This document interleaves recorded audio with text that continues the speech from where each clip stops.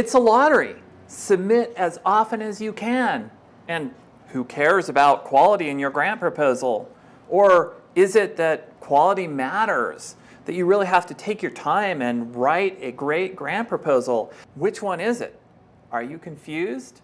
Well, it'd be no wonder if you are, because there seems to be a lot of conflicting advice about how to deal with the grant funding and the submissions and the level of quality that you put into it. And it's no wonder that there's conflicting advice, because it often seems that results are random. A lot of times people will revise their proposals. They'll get the reviewer feedback after a submission, and they'll revise according to what the reviewer said the problem was. I fixed all the problems, and then resubmit it, and then get back a worse result, a worse score. So it's really confusing, and the question a lot of people are asking is the only answer to sort of play the grant lottery. I think because of these sort of seemingly random results, a lot of people think that in the end, the quality of your grant proposal doesn't matter. It's really just about the quality of the science, the quality of the researcher, the institution, that reviewers will recognize those factors and give them more brownie points. And of course, then there are these other arbitrary factors like the reviewer mood. Is your reviewer in a good mood? Are they favorable today? Or are they kind of angry at something else that has nothing to do with you? Or is it whether you're a favorite amongst that particular review panel or study section, or some unknown person, or worse, maybe you have a bad reputation from some kind of, from submitting lots of past rejected proposals or who knows what. It's really frustrating and disempowering. And I totally understand that. I was really, as a junior faculty member at UNC Chapel Hill, I was really frustrated and confused by this whole process. I struggled for several years as this junior faculty member, submitting one after another proposals, and having rejection after rejection after rejection, and doing that same process of revising to try to make it better, and actually having the scores go downhill. That was really frustrating. But the cool thing is that I turned it around, and really in that turnaround, I got surprisingly good results out of that. So let's talk about that. Maybe there is some other way besides playing the lottery. So what I'd like to do is show you my worst scoring R01 and the results I got with that. And let's ask the question, was the result I got with that random? So it should be on the screen now. This is the specific aims page, and when I got the result back, it scored at a 52 percentile score at the NIH. I believe it was not a random event that I got such a poor score with this. This proposal sucked for many different reasons that I later identified, but at the time I didn't understand what those reasons were, so at the time maybe I thought it was random. In order to understand what those reasons were for this being rejected, let's contrast this with a rewritten version of it that I did after getting the feedback and after really doing this deep thinking and working with an exceptional mentor who gave very deep feedback. I started understanding what I had done. So I rewrote the specific aims page, and I'm going to show you that on the screen here.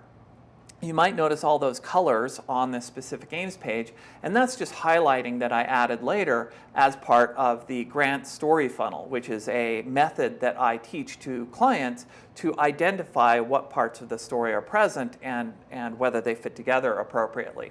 So the result of this rewritten proposal was an 8.7 percentile score. So it went from 52 percentile to 8.7 percentile.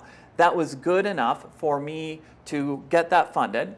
And most of that rewriting was in the aims page itself. I did some touch up on the rest of the proposal, but the science itself didn't change. So the question is, was that a random result? Well, it's interesting that a rewrite would produce such a strong result, but it was a fundamental rewrite. It wasn't just tweaking some minor things on the specific aims page. You notice the difference between those two. They're dramatically different pages. And this is something I saw happen again and again subsequently after that. In fact, after that, the next 3 R01s that I got until I decided to leave my tenured faculty position, they were all funded on the first round of submission, without revisions, without rejections. And so it was an amazing turnaround for me to be able to go from all the rejections I'd had to getting it time and time again. So then a question somebody might think is, if they're really cynical, well, was it just me and my reputation that I had developed that was leading to this? Well, I asked that question in my own mind, and I thought, well, I wonder if I can produce similar kinds of results to what I got by giving similar kinds of help to the clients that were struggling with their proposals, that were doing great science, but just couldn't get the results they wanted with their funding. So one of my early clients was working on an R01 proposal, and we iterated time and time again on her specific aims page, and that should be showing on the video now, and I have permission to show this. And one of the things that happened is some of the changes we made were made over the objections of senior collaborators, because they just thought, well, this is not the traditional way of doing things. Do you really want to do it that way? But we got it. We submitted it, and the result was a perfect score. That's a 1.0 in the NIH system, a 1 percentile. So that was a fantastic result for her, and it was a fantastic result for me. But does that mean that this happened for every client that I worked with? Well, no, especially not back then, because many clients didn't get sort of immediate astounding results like that. I mean, a lot of them did make clear improvement, but still often it took a while. It took several rounds of submission and rejection to sort of dial it in and make it work, and some never seemed to get a result. So then what's the difference? Is this all due to randomness? This one client who got the perfect score versus the people who submit or who work on it and don't seem to make, much headway or much progress?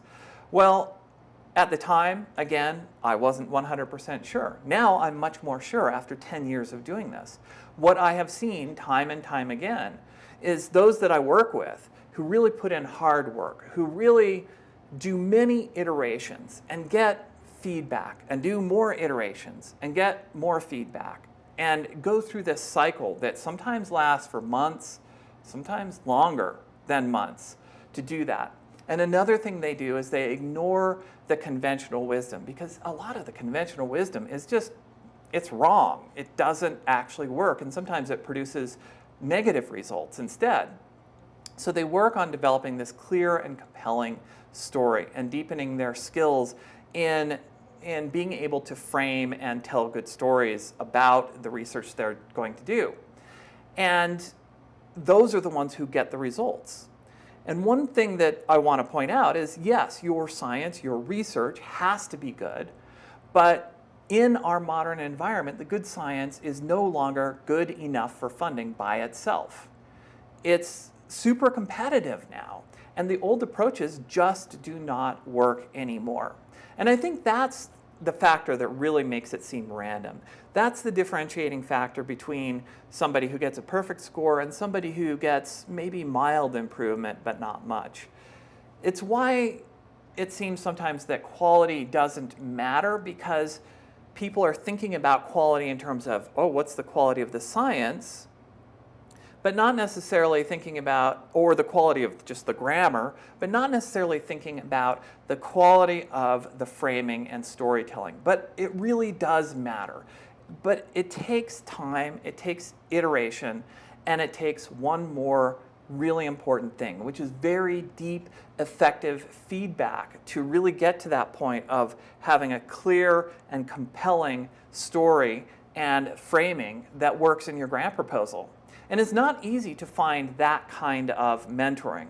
I got really lucky. I mean, I actually got feedback from many people when I was getting rejections, and most of it helped a little bit here and there, but nothing really got me results until I found somebody who's willing to dig in and give me deep critique that, really destroyed my ego at the time. Most feedback that people get, and that I was getting, is at the surface level. And that's because few researchers are trained in the skills of how to do framing and how to tell compelling stories about your science. So that lack of mentoring that most people experience, of effective mentoring, is why I created the Grant Foundry program in 2011. I developed this as an intensive online experience to give people that sort of iteration, that feedback, that more iteration, and that skills development along the way. It's really developed for those who believe deeply in quality. And it's not for those who just want a quick fix. You have to be willing to work hard and iterate, and work hard and iterate, and get that incisive feedback and have your ego deal with it. And you also have to be willing to unlearn bad habits, because I had many bad habits and I had to unlearn them, and many of my clients have developed bad habits, often based on the conventional wisdom that doesn't work. So I'm offering an upcoming round of Grant Foundry. My team and I have a team of coaches now that work with me, and we don't typically provide the details, all of the logistical details of the program up front, because we do a careful screening. The success of the program and the success of our clients rely upon people being qualified and actually able to do what they need to do to be successful at this. And some of the qualifications we look at is that you have a solid research program, that you are actually doing good science to begin with, that you're really ready to work and you're ready to iterate and get feedback and iterate some more and not have it hurt your ego when you get feedback, because we're not here to hurt you, we're here to try to make your grant proposal better. And a real willingness to commit to the process and not just think that there's some kind of quick fix when there really is not a quick fix. It's going to take time. Everybody takes time with this. I took many, many months to get that result with the first R01, and then I worked with that mentor a lot more to get my subsequent results that I got. So if you think this is appropriate for you, if you're really committed to this idea of quality, you can apply for this at grantfoundry.com/apply. That's grantfoundry.com/apply. And we'll review your application and let you know in the next 2 days about the next steps. You know, in the end, I really enjoy helping people clarify and improve their work. I wouldn't have continued doing this for 10 years if I didn't have a love of helping people get their science into the world with a stronger and more compelling message, rather than a lot of what ends up happening when people sort of play the lottery. So I hope that if you're quality oriented and really want to write the best proposals possible and be as efficient as you can about this process, then I really look forward to working with you.